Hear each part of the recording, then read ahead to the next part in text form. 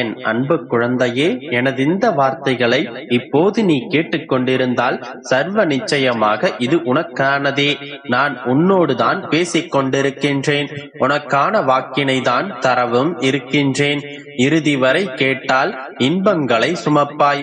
ஆம் மகளே, இப்போது இதை கேட்க நேர்ந்தால் வரும் வெள்ளிக்குள் உன்னுடைய இல்லமும் உள்ளமும் நெகிழும்படியான ஒரு நல்ல செய்தியை தருவேன்.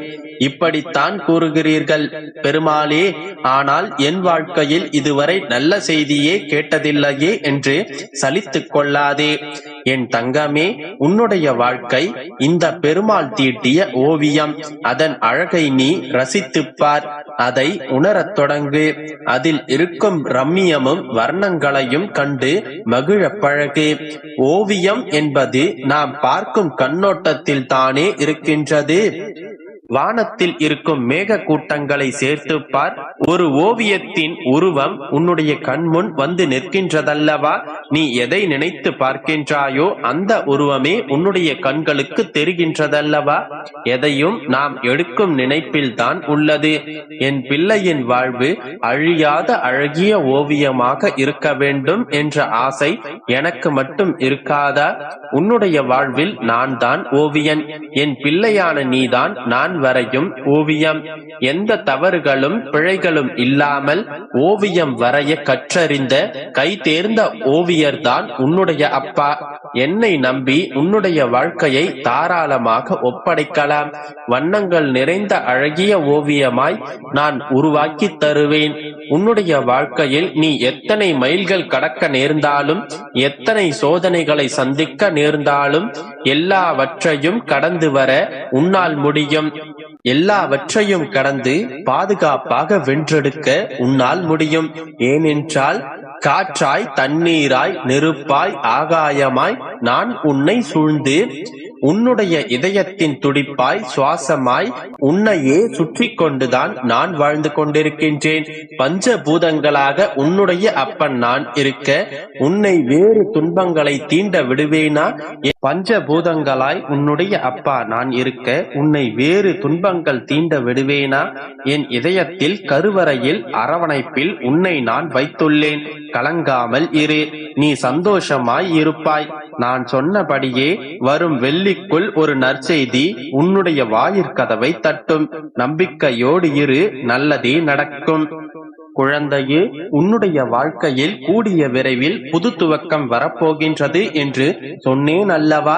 நீ நினைத்த சொந்தங்களுடன், நீ நினைத்த உறவுகளுடன் புதிய வாழ்க்கையை வாழப்போகின்றாய் என்று வாக்களித்தேன் அல்லவா? அத்தனை வாக்குகளும் பலிக்கும் காலம் நெருங்கிவிட்டது. ஏன் இத்தனை நாட்கள் போராட்டம், சோதனைகள், கவலைகள், கஷ்டங்கள் என்று கழிந்தது என்றுதானே நினைக்கின்றாய்? வாழ்க்கையில் எதுவும் சுலபமாக கிடைத்துவிட்டால் சுவாரஸ்யம் இருக்காது. போராடி கிடைக்கின்ற வெற்றிக்குத்தான் எப்பொழுதும் மதிப்பு அதிகம்.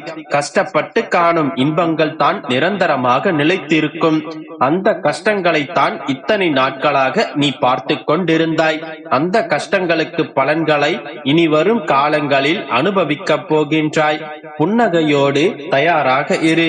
நான் சொன்னபடியே நீ பொறுமையாக காத்துக் கொண்டிருந்தாய்.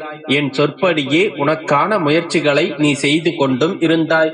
சில முயற்சிகள் வெற்றி பெற்றன, சில முயற்சிகள் தோல்வியை தழுவியது. ஆனால் இரண்டுமே உன்னை அடுத்தடுத்த கட்டத்திற்கு அழைத்துச் சென்று விட்டது. ஏனென்றால் முயற்சிகள் எப்போதும் பலன் தராமல் போகாது. மகிழ்ச்சியான வாழ்க்கை என்பது தடைகளற்ற வாழ்க்கையல்ல, தடைகளை வெற்றி கொண்டு வாழும் வாழ்க்கை. அந்த மகிழ்ச்சியான வாழ்க்கையைத்தான் இனி நீ வாழப் போகின்றாய். ஆம் தங்கமே, உனக்கான தடைகளையெல்லாம் நீ தகர்த்தெறிந்து விட்டாய். உறுதியாகவே உனக்கு நான் சொல்கின்றேன், உன்னுடைய துயரமெல்லாம் மகிழ்ச்சியாக மாறப்போகின்றது. இனிமையான நினைவுகளோடு இனி வரும் காலத்தை இனிதாய் கடப்பாய். என்ன பெருமாளே, மீண்டும் சில நாட்கள் என்று கூறுகிறீர்கள் என்றுதானே நினைக்கின்றாய்? இல்லை கண்மணி, உன்னுடைய மனதில் இருக்கும் கஷ்டங்களால், மனசுமைகளால் எல்லாம் அதிகமாக தெரிகின்றது. நீ மனம் தளராது நின்றால் உனக்கு வெற்றி வசமாகும். இப்போது பிரச்சனைகளுக்கும் கஷ்டங்களுக்கும் நடுவில் நிற்பதாய் நீ உணர்கின்றாய். யாரும் துணையின்றி எந்த துணையும் இல்லாமல் நிற்கதியாய் நிற்கின்றேனே என்ற எண்ணத்தை மறந்து ஒரு நிமிடம் கண்களை மூடி மன அமைதியுடன் எதையும் யோசிக்காமல் சாந்தமாக மாறி அமைதியான சூழலை உனக்குள் கொண்டு வா. அந்த நிமிடம் நீ நிற்கின்றது என்னுடைய பிடியில்தான். உன்னை நான் தாங்கிக் கொண்டிருக்கின்றேன் என்பதை நீயே உணர்வாய். நம்பிக்கையோடு இரு, அனைத்தும் நல்லதாகவே நடக்கும். என் அன்பு குழந்தையே, இன்று உன்னுடைய அப்பா உனக்கு கொடுக்கும் வரங்களை பரிசாக பெற்றுக்கொள். நிச்சயம் நீ மகிழ்ச்சி அடைய போகும் ஒன்றைத்தான் நான் உனக்கு கொடுக்க போகின்றேன். இது உனக்கு கிடைத்த பொன்னான வாய்ப்பு. தவறவிடாமல் கேட்டு மனம் நிறைய பெற்றுக்கொள். ஒவ்வொரு நாளும் என்னுடைய பிரச்சனையை என் அப்பா தீர்த்து வைப்பார், என்னுடைய கோரிக்கைகளை நிறைவேற்றுவார் என்று என்னை பார்த்து ஏக்கத்தோடு நீ வேண்டுவதை நான் பார்த்து கொண்டுதான் இருக்கின்றேன். நீ எவ்வளவு உயர்ந்த என்னுடைய செல்ல பிள்ளை. காசு பணம் இல்லாமல் போனாலும் சுற்றி இருப்பவர்களை நேசிக்கும் அன்பான உள்ளம் படைத்தவள் தான் என்னுடைய செல்ல பிள்ளை. என் தங்கமே, உன்னை எப்படி நான் மறப்பேன்? உன்னுடைய வேண்டுதல்களை உன்னுடைய அப்பா நான் எப்படி கேட்டும் கேட்காதது போல் இருப்பேன்? உன்னை விட்டு வேறு யாருக்கும் நான் அருள் புரிய சென்று விடுவேன் என்று நினைத்தாயா? உன்னுடைய புண்ணிய கணக்கை எல்லாம் நான் கையில் எடுத்து விட்டேன். உன்னுடைய வழிகள் அனைத்திலும் என்னை நீ நினைத்துக் கொண்டிருக்கிறாய் என்பதை நான் அறிவேன்.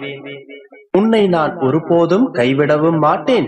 எந்த சூழ்நிலையிலும் உன்னை விட்டு நான் செல்லவும் மாட்டேன்.